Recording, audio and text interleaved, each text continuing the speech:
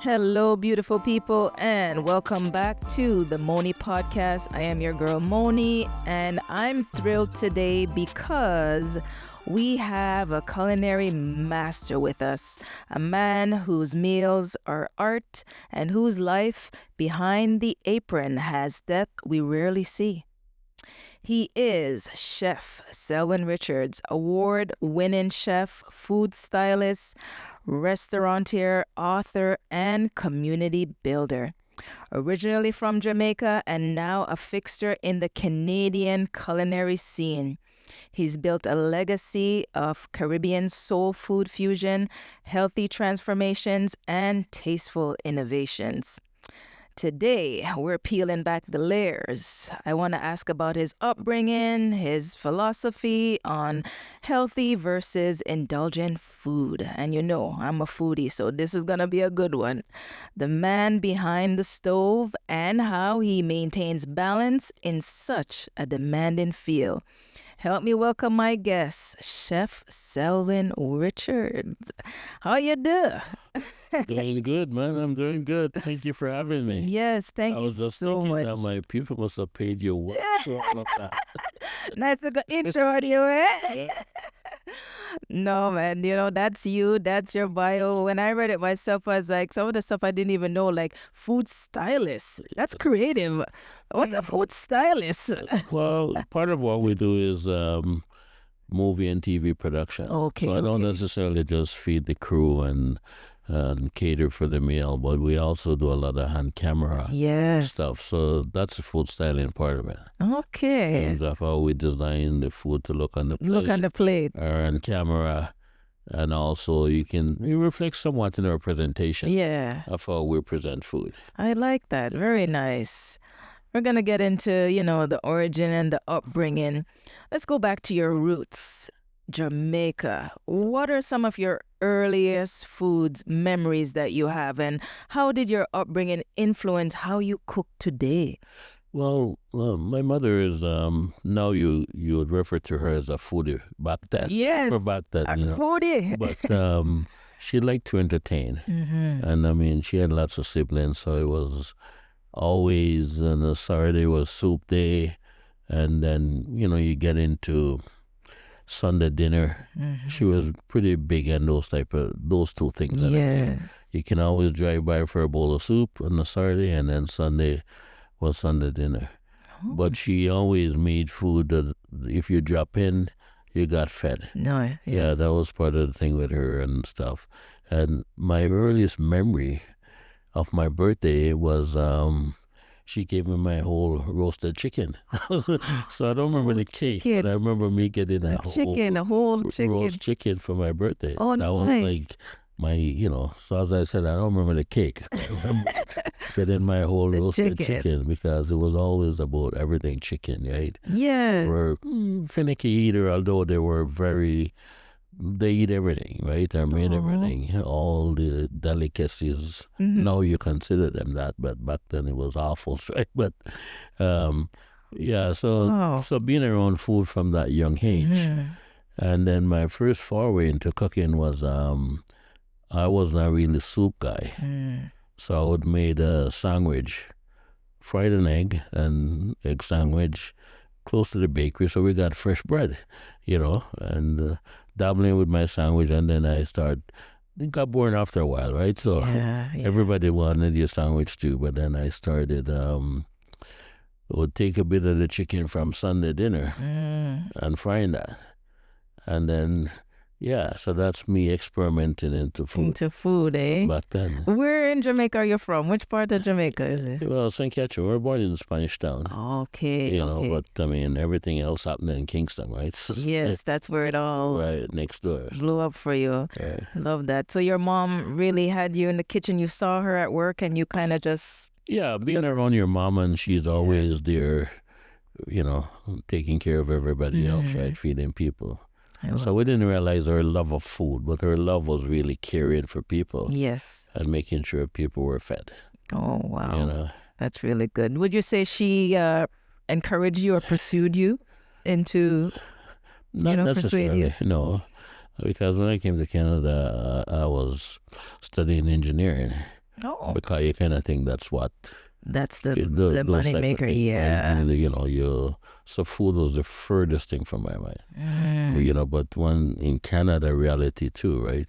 So you're going to school and you have part-time job working in kitchen here and there. And then one summer I realized, well, I could do this. I wanted more information. That's what I was just going to ask you. Like when... To learn to say, well, I think I really gravitated to the kitchen so that I could probably impress her. Yeah. Say, look at what I can cook now. And then I realized, this doesn't feel like work. It feels like something that I could be passionate about. Love that. I was so just making a switch from engineer to food, it was challenging. But you did it. Because how do I tell her that I'm going to be a cook? And not an engineer, and so that was a challenging part. But she accepted it well. She accepted it. For a while, it was touch and go, right? Yeah. It was hard to share that I'm switching from what I told you I'm going to do to now this path. But back then, and my mom was in Jamaica when I came here first, right? So every summer she would come and check on me and making sure you're good. And by this time I was working at the CN Tower as a sous chef. Yes. So I brought her to dinner there one night. And the CN Tower, when you have positions on it, it's all VIP, right? So when, a chef is bringing his mother for dinner, so it's VIP card. And then I could see she was so proud to say, well, wow, this is my son. They're welcoming you in a place like this, like that. Very nice. Or whatever. So at that point, I was comfortable that there was no issue. Yeah, you done made it. Yeah, right. Oh, that's so nice. Such a nice story. You studied culinary management at George Brown. Yeah. And later I also do some stuff at Cornell. Yes, right. Yes. And, you started your path in the kitchen across Toronto. What were some of the toughest moments early on, would you say? Well, because back in the 80s, right? I'm dating myself now too, right? But you were a lot of firsts. Yeah. One of the first Black to be here, the part of that staff or part of management or part of this or that or whatever. So it was challenging for people to accept you. Yeah. As a little Black man, they have to, you're supervising them, really. That's true. So it was challenging for a lot of people. So, they push back. But back then I was young, and being from Jamaica, I didn't grow up per se with racism. Exactly. I think I grew up with classism. Yeah. So for me, it wasn't about my race. It's true. It was about class, you know what I mean? So I didn't have the same negative stuff to stop me and deter me from pursuing. So the more you challenge me is the more you challenge me, to become better at myself and to represent myself. So those are some of the I look at it and says, well, yeah, you saying I can't do this, but you don't know me. So you kind of lit more of a fire under you to do that. That's the encouragement. Right. Sometimes when someone says something negative, you just feel like, I'm going to show you. Right, exactly. I can do it. I can show you that I can do it. Yeah, and that you did. Right. You mentioned that you worked at CN Tower, also Skyline Hotel. Right. What was one job that really stretched you the most, and why? Well, the two best jobs I think I had in Canada, the CN Tower one was really stretched me because I was young, and I was the first Black sous chef at the CN Tower. Wow. You understand what I mean? So it was kind of like a lot of pressure to perform, and you realize they test you in and out or whatever. Yes. But before I left the job, when I left that job, they actually offered me $10,000 to stay, and I said, no, it's time to move on. So for me to actually say, well, I've done everything that I can. You knew it was time. Right. Yeah. It was validation that I didn't fail. That's true. You know what I mean? So I was able to move on. So I'm grateful for those days. It was baptism by fire, Yes. Then I left and we opened Sky Dome. Yeah. And, Skydome was a different animal, right? Because back then, now we're feeling the Blue Jay fever again, right? But back then it was fever. You were roasting in Blue Jay fever. Everything was about, it wasn't basketball, it wasn't even football. It was Blue Jay, winning World Series back to back. And we're feeding 5,000 people a day. Amazing. So, I mean, everything food-wise I was exposed to. Yes. And you had no excuse again. You had 75 staff that you have to account for, and so it was a big deal. But I think all of that stuff prepared me to be me. To be where you are now. That's quite the journey. I've always seen you at some of the top-notch events in Toronto, Harry Jerome Awards. Like, you are the chef that do some of these events. Is there an event that you catered to that really allowed you to shine, or you were well praised? Sometimes when you go to the event, they're like, who's the chef? Bring out the chef. We have to see who's the chef. You ever go out and take a little bow and, people say, Quite a few of those events, but I remember doing this one event in Ottawa. It was for the Jamaica Tourist Board, and it was the council mission. Yes. So it was competing against all the different embassies in Ottawa. Yes. There were probably about 12 of them, per se. Oh, and that's a big one. The Tourist Board, the Jamaica Consulate and all that, I've done a bunch of stuff with them. So technically I was their chef, really, but I wasn't based in Ottawa. So they brought me up to do the event. Yes. And then the other missions thought I was a ringer. So they really was pissed off that they went out and got this guy to compete.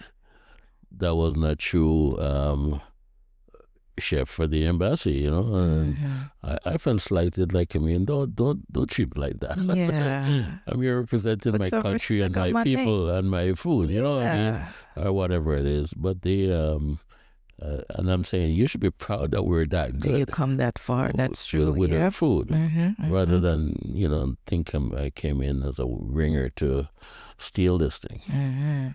Yeah. So those are some other memory, and then there was another one. I guess we did this one wedding in Connecticut, and the groom used to be. His company used to do management for American Idol at the time. Okay. And his bride saw me on TV and said, "This is who I want to do it." At my wedding. Okay. Wedding. Yes. They flew me down there, New York, drive up to Connecticut. Yes. And we did all of that. And I remember the place was like Casaloma. Oh. 300-acre. Yeah. We used up all of the facility because it's VIP, you know what I mean? Like, this guy was top, yeah. And then, nice. so getting those and it's outside the country or whatever it is. And I remember the after party, like after dinner and everything, and they're dancing now, and I'm there thinking, okay, I'm gonna go out and set up the midnight buffet, and I'm out there doing this chocolate fountain, and there's a lion. And I feel so... A lion? Lion, like okay. for the buffet. Okay. Thinking, wow, I'm late, like... Yeah. Anxious. Lined up ready for eat. I'm not ready, And they all came to shake my hand. Oh, they couldn't care less about the food. It was like, what an amazing meal, chef, Amazing. And Love that. Connecticut and stuff like that. So, you just kind of pat yourself. It's like, thank God, Amazing. All right, let's get into the food part, the healthy versus indulgence. You're known not just for flavor, but for caring about health, especially since you manage your own health as a diabetic. How do you balance creating, indulgent, mouth-watering dishes and nutritional discipline? Like, how do you balance that? Well, that's the unique thing about food, right? Yeah. I mean, chef on a whole create the most awesome meal, but it doesn't necessarily mean that you partake of it. So Okay. you always It does make it for the people there, man. right, because you get so caught up in the moment, creating the heart and all that type of thing. It's like an artist that start painting these amazing pictures.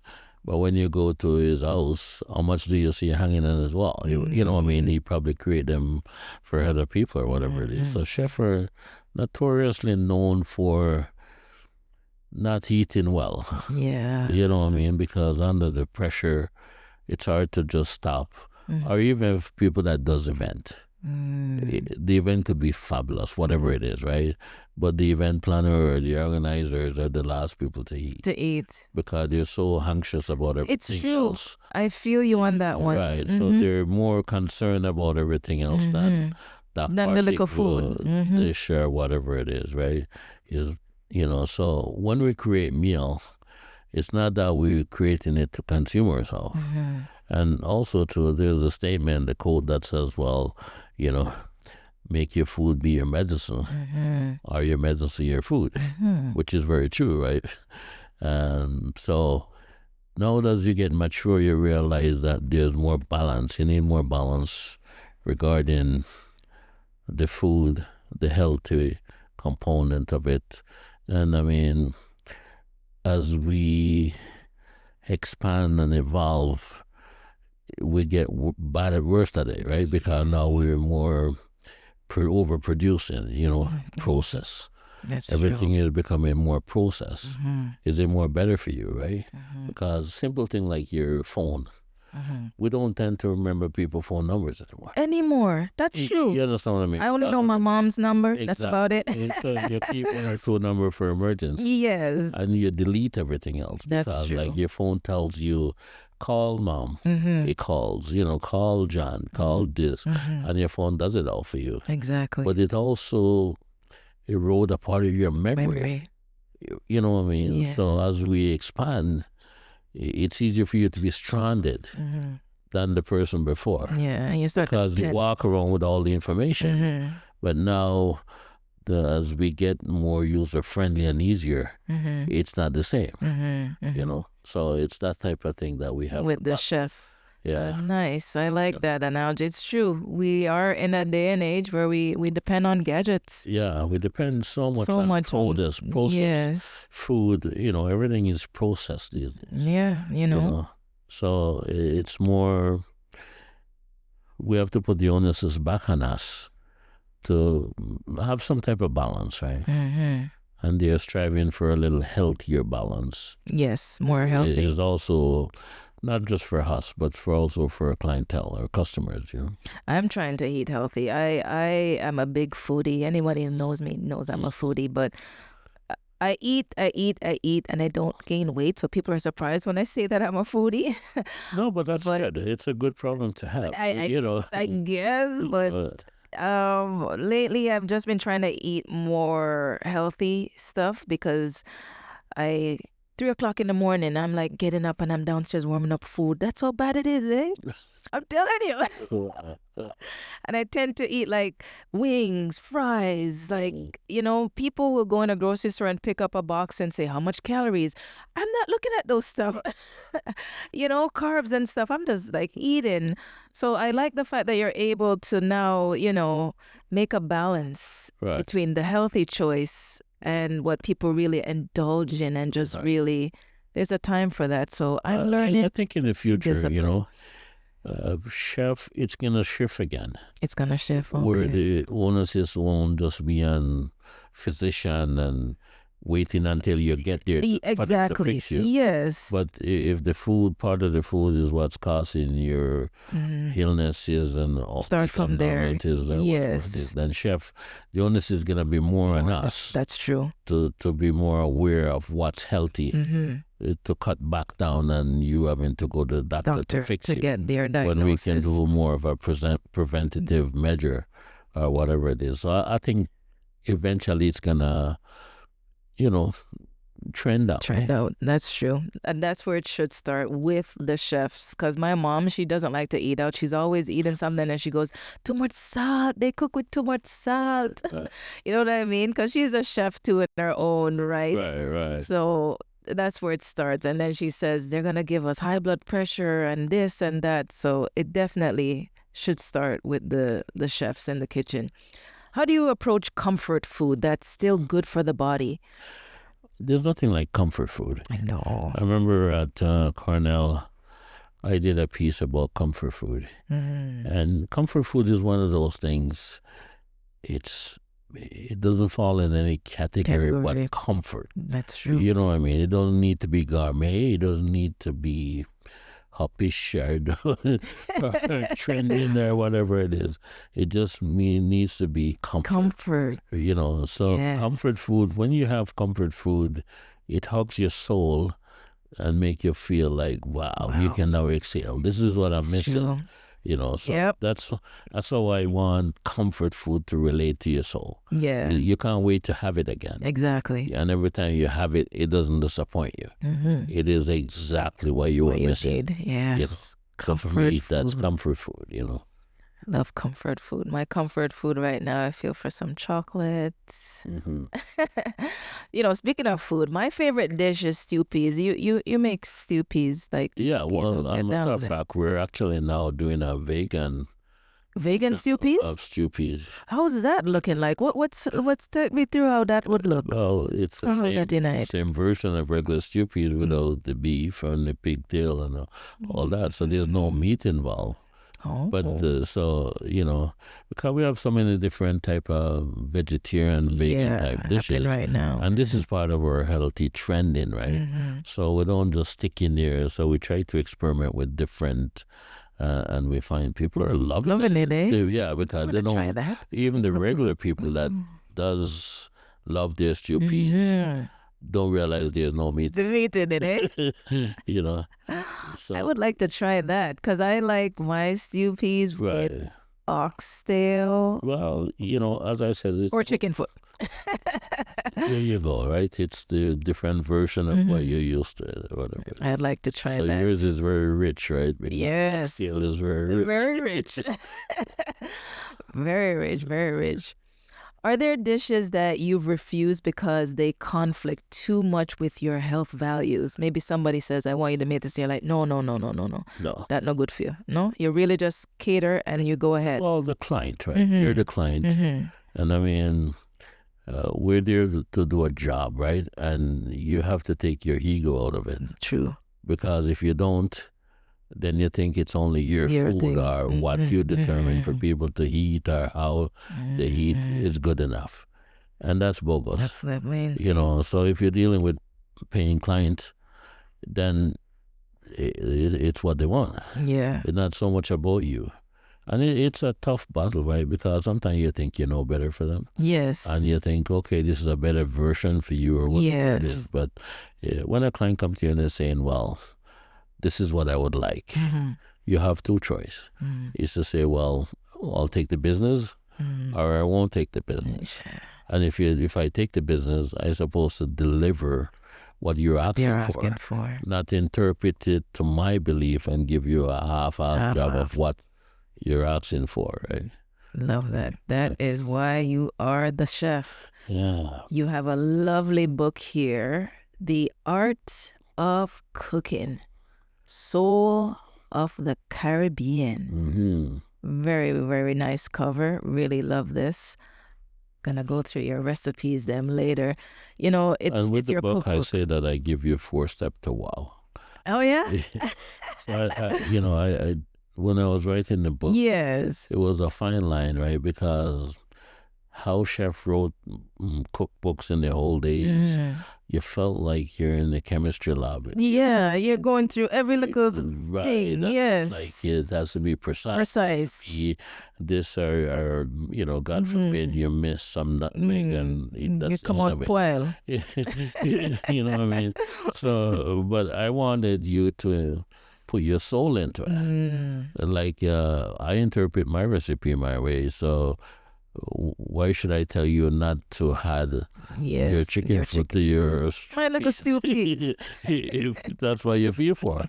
You know, it has a different dimension based on what you like and your personality and all of that stuff. Love it. Do you have a favorite recipe from this book, or that has a personal connection with you or a family memory tied to it? Well, my mom curry goat recipes. Oh yeah, she made a good curry goat, and I decided I would put her recipe in the book, not just my version of it, but hers in there to honor her as well as whatever. And the funny thing is now she's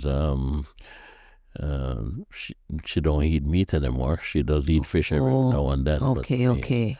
I'm pretty much vegetarian, but it's her recipe, and she'll still think she needs to train me how to make it. You got that on lock. How to make all this. Yes, you have that on lock. That's really good. Very nice. Looking forward to go through this book. Is there another book or project that you're dreaming about next? Maybe a follow-up to this or something beyond the kitchen? I think we have another 2 books written already. Okay. You just need to assemble it and, edit recipes. Yes. Test them and stuff like that. But we have, we're always writing, right? Always testing and stuff. So I think there is, sitting there somewhere, there's at least another 2 books. So just when we decide that we want to release take it on as a project and then just put it out there. Part of another project that we're working on is a restaurant that we're putting out there called Selwyn. Yes, so that's Selwyn, fitting. the restaurant, and it's a fusion for Caribbean soul food, what we like, and yeah. Okay, I'm looking forward to that. That has a nice ring to it. Selwyn. Right. Selwyn. Yeah. A little hard. Nice. Looking forward to when that comes out, the opening night. Now, your signature dishes, maybe some favorites. What is one dish you feel defines you as a chef? Like your calling card dish that they're like, yeah, man, Selwyn like that. Well, yeah, I think not just one dish. I think how we do food in general, in general, or whatever it is, we're consistent. Okay. And I like when people walk into a room and they don't see us.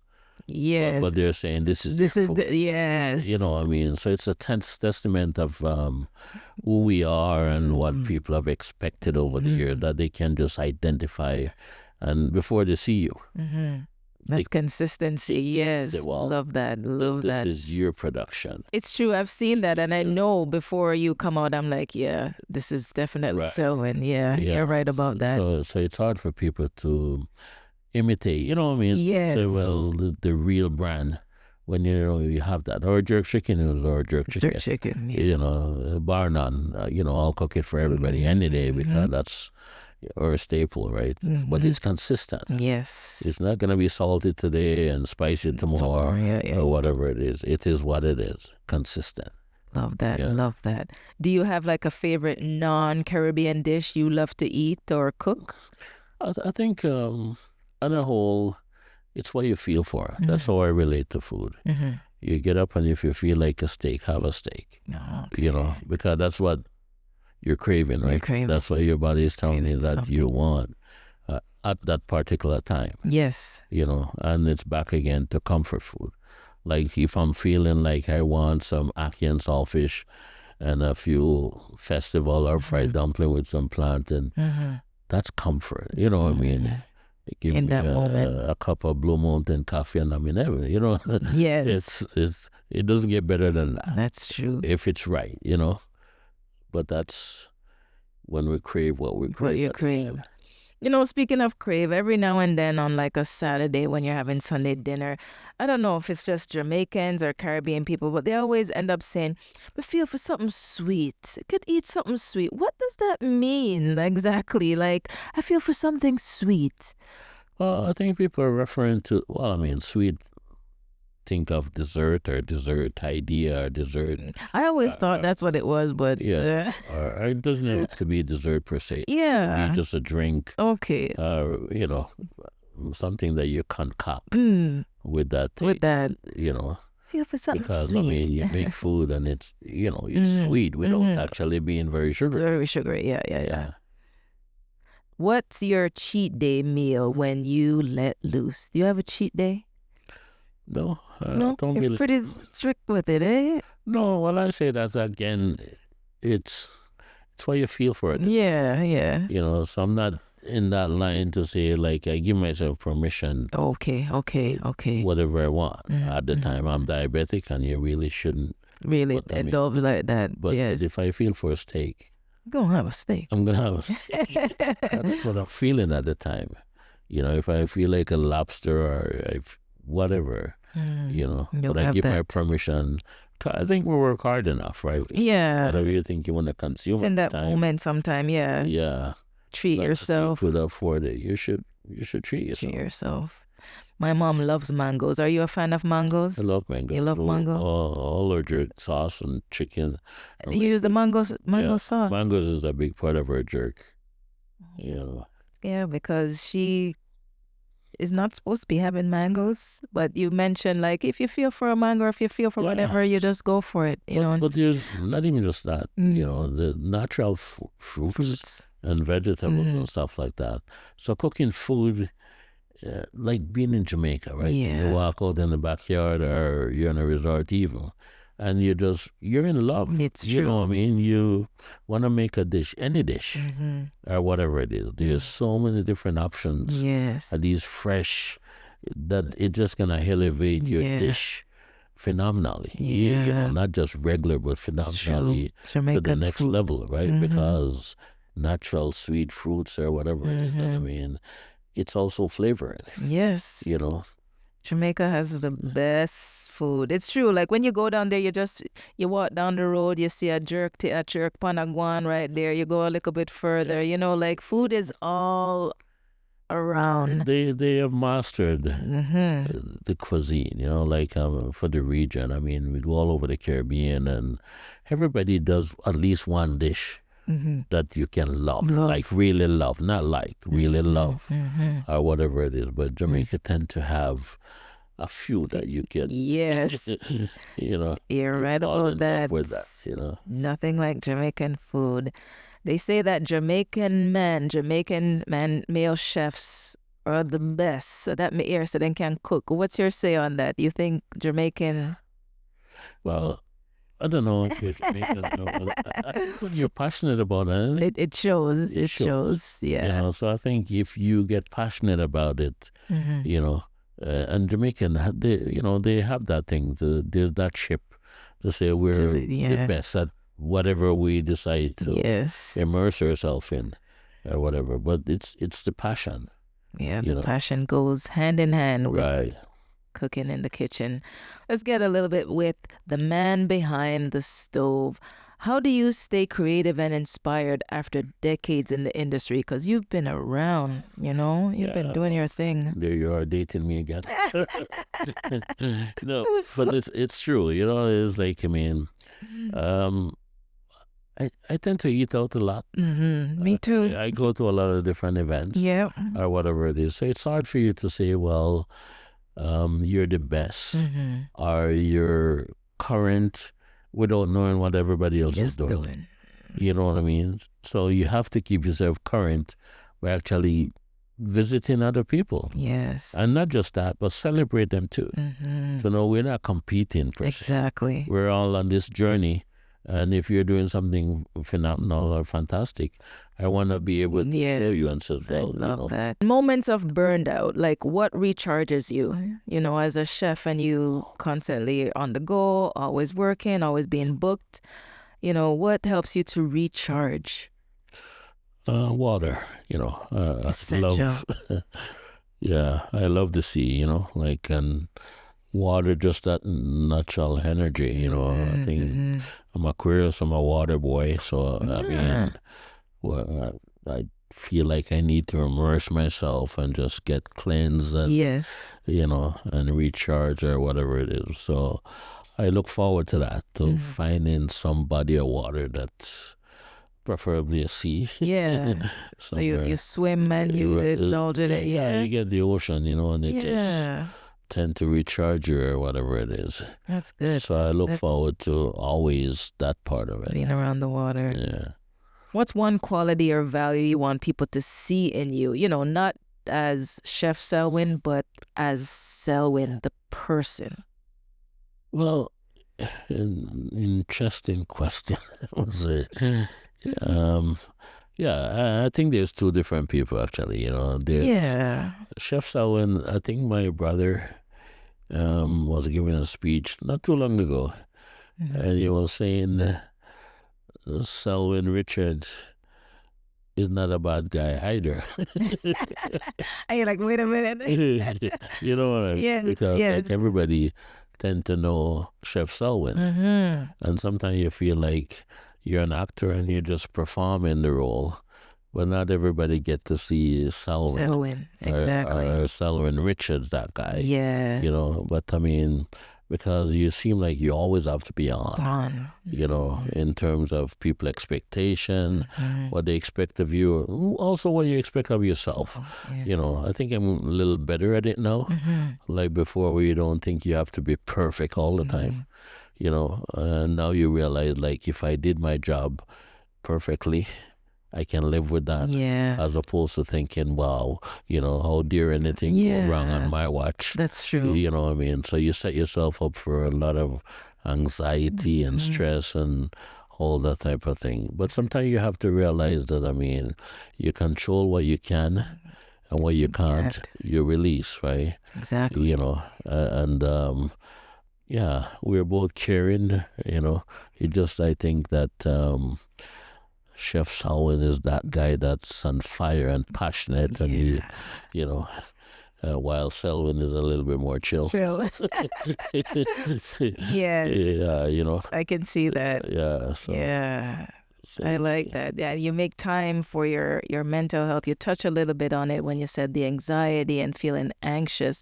How do you overall just watch your mental health so that, you take care of it? Well, now more than ever, I think we need to, right? Because you realize that mental health is a big issue. It is. And nobody wants to tell you that they have any type of mental health issue or whatever it is. And in saying that, a lot of people are also putting labels on it. Yes. So everything they grab for a label and says, this must be me or that must be or whatever, rather than pushing through, what I mean? True. To say that or whatever. So as we deal with all of that, we have to revisit the fact that life is always going to be challenging. Exactly. How you deal with the challenges is how you succeed or fail, right? And part of my outlet is trusting God. I get up today, I thank Him for another day. Yes. I do an event, and even most of the time, while we have the whole staff and crew there and everything, we pray. Yeah. We get everybody together and we pray before the event. We pray for the event. If it's a wedding, we pray for the couple and ask God to bless their union and bless the meal, whether they have somebody doing it or not. Or whatever. So these, I think, are good habits to remind ourselves that there is somebody or something greater than us, And while we're there doing it, we're just an instrument. So I think that helps us to say when the lifting get heavy, there's something or someone we can call on. And for us, we look beyond, So that's my thing, is to look to God and says, well, carry me when I can't carry myself. Carry me when I can't carry myself. You touched it on the head there. It's true. In those moments, I like that unity, you get that strength. Right. You call out and just reach for the Most High. Really. And even so, when I go to the water, I tend to do my best praying there. Yeah. It's peaceful and it's just nice serenity. Energy. Yeah. Right. You just feel like you've just been, plugged in. Awesome. Love that. Your legacy and vision. What do you want your legacy to be? More than restaurants, more than catering, more than the chef. Tell me a little bit what your legacy looks like. Well, legacy. When I was 50 years old, I had a birthday party, and I think I defined it in 3 pieces, right? If I'm trying to remember it well in this speech, and I said the first part taught us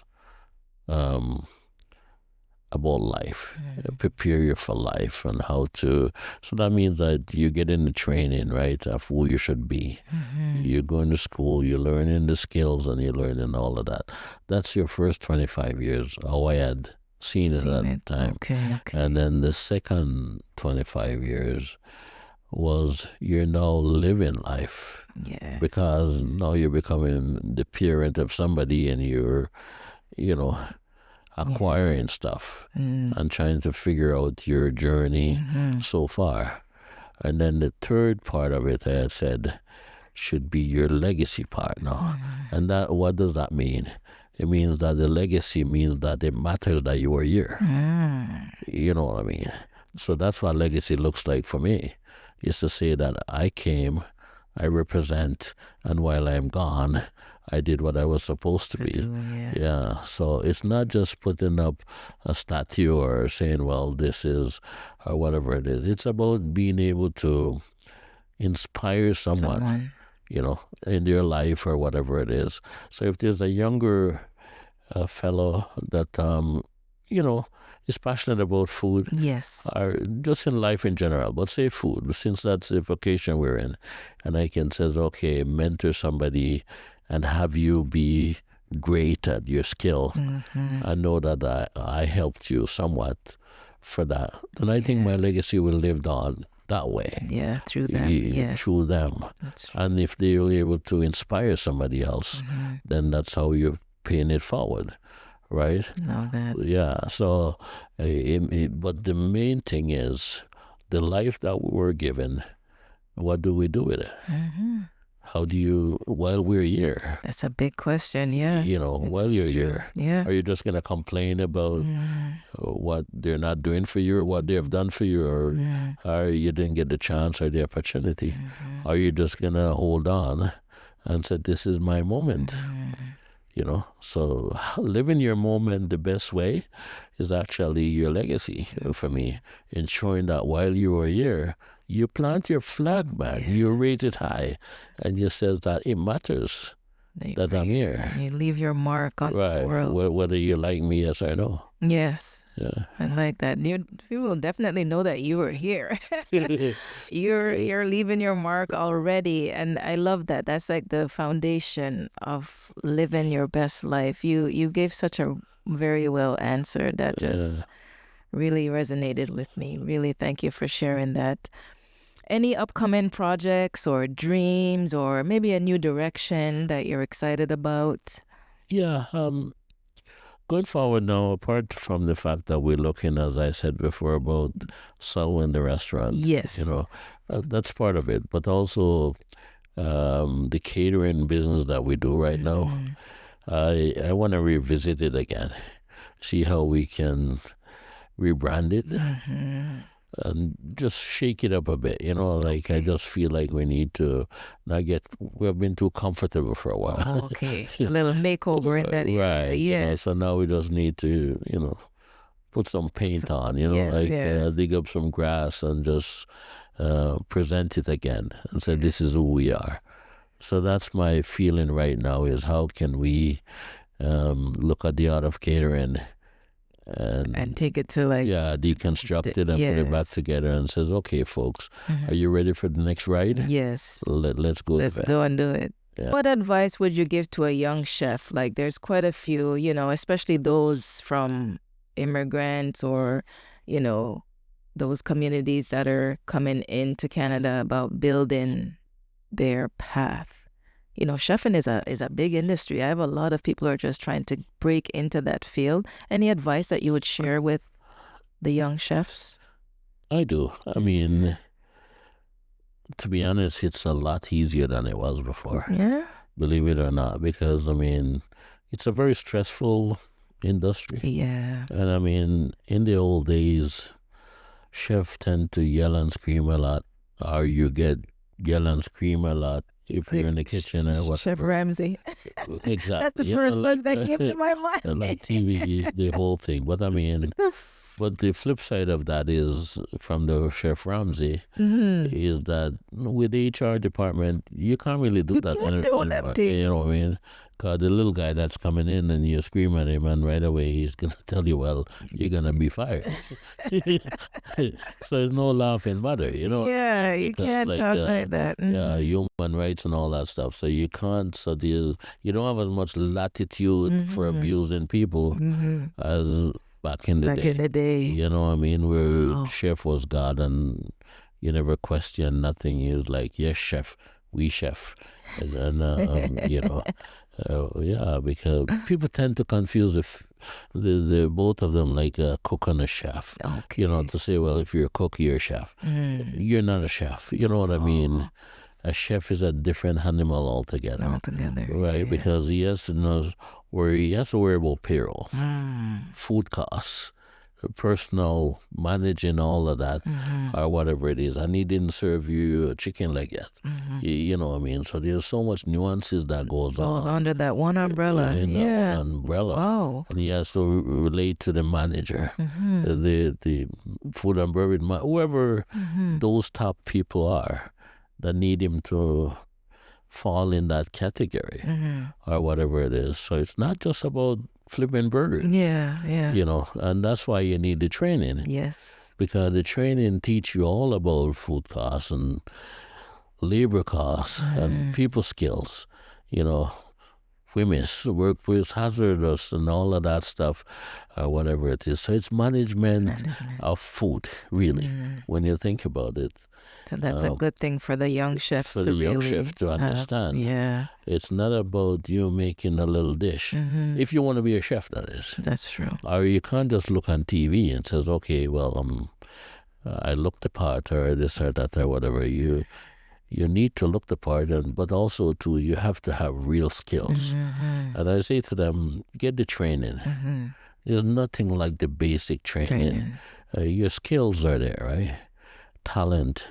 But you can't just rely on talent, because the guys that are disciplined and dedicated and have good work ethics, they're going to outwork talent any day. Any day, yeah. Because your talent's only going to get you so far.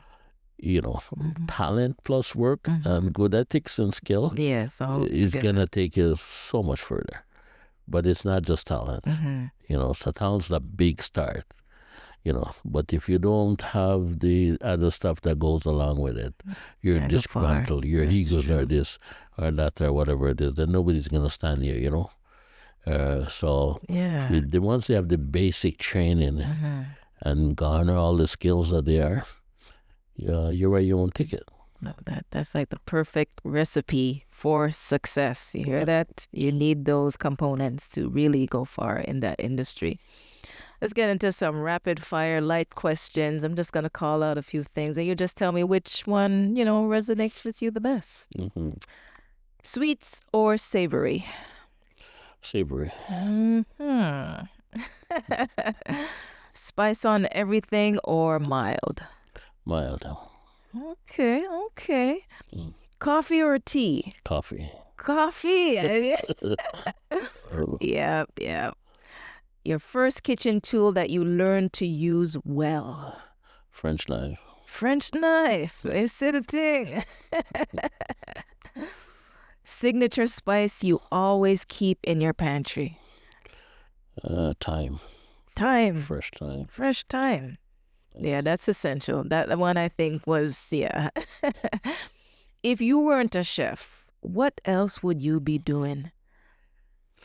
Well, I might have been the engineer. It would have happened. Who knows? That might have happened, but I don't know if I would have been as happy doing that as what you're doing now. The food. Awesome. Because I say the food that I love, or how I love the food, took care of me.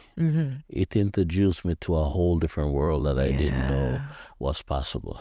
It put me in front of celebrities, prime ministers, all of these, but it's still the food. Yes. You minus the food and I'm not at the table. No. You know what I mean?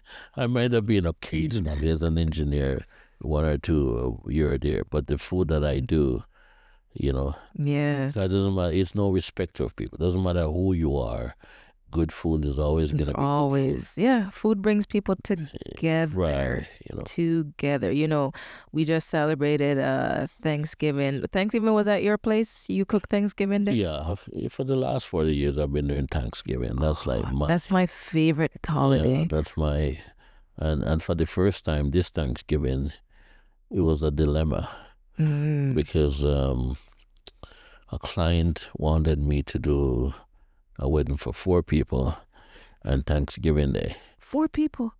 Yeah, but it wasn't cheap. It was like a feast. Okay. So it seems like it's 4 people. Yes. But it was like a feast of whatever of the world, really. Yeah. So it was a big deal or whatever. I don't think they were worried about money. No. Or whatever. So I kind of had committed to it, and then it didn't really go. Fell true. You know what I mean? But but for the first time, I was willing to give up my Thanksgiving to look at and help someone else with it. But it didn't work out, and I think it's the way it should have. It should have been. Yeah, because Christmas and Thanksgiving is for family. You know what I mean? Definitely. Like the fact to say, well, we can break bread. I can make a good meal. I don't care how many people's come in. That's true. Or whatever it is. I'm not cooking for, we having 10 people or 15. I just cook.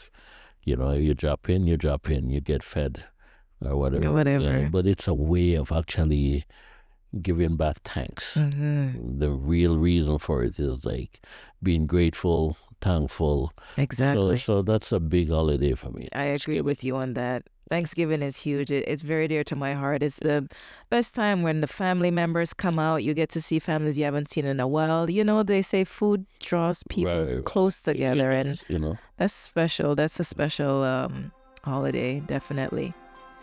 We're going to get into the segment of our show that I call Good Things Are Coming. This is a segment of my show where I like to leave our listeners or viewers with a positive affirmation to help you get through the rest of your week. So I'm going to say a little good things are coming because, and then I'm going to have Chef Selwyn also tell you good things are coming.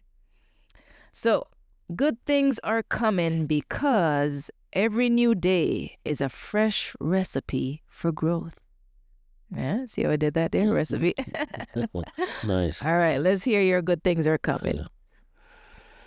Well, good things are coming because if you got up this morning, it's a beautiful start. 2 snaps for that one. Love that. Very, very well said. Chef Selwyn, thank you so much for giving us a seat in your kitchen, physically, emotionally, and spiritually. Hearing your story, your values, and your heart reminds us that cooking isn't just about food. It's about culture, memories, love, and legacy. To everyone listening, let this inspire you to nourish yourself and others. If they want to find you, contact you, do you want to leave your information? Yes, website, handles? You can find us on Instagram at Chef Selwyn. The website is theartofcatering.com. And we're on all these social media. Selwyn Richards or Chef Selwyn, you'll find us there. And come in restaurant, gonna be Selwyn, plain and simple. Yeah, Selwyn. that restaurant's gonna be lit. Thank you so much for being here. Really, really enjoyed you sharing your story. Next time you have to bring me a plate of food. You can't just come with your long hand like that. So I come like this so that at least we'll next time. You're a chef. I should have had food. I'm joking. But also take a bit smooth. I brought you the box so you can start. So now we can attempt to cook something. No, you can start cooking something. Thank you again, and I hope you guys enjoyed our episode. Share with a friend, and don't forget to subscribe. Bye for now. Thank you.